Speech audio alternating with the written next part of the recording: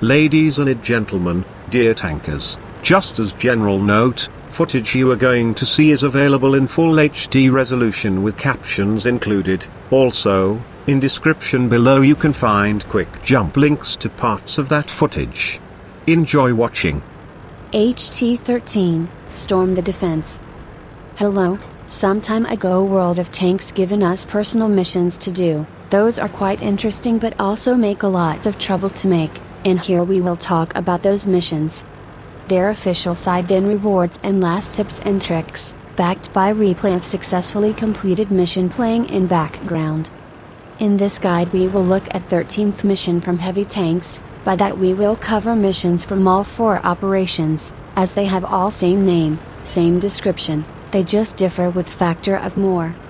First let's see what Wargaming have to say about them. A platoon of well-coordinated heavy tanks can turn the tide of the most hopeless battle. Protect each other's flanks and focus your fire on the enemy. Keep each other alive, tear into the enemy, and find a way to win the battle. So that's for official description. Now have a look at requirements and rewards. Stag 4. Available for completion in heavy tank of tier 4 or higher.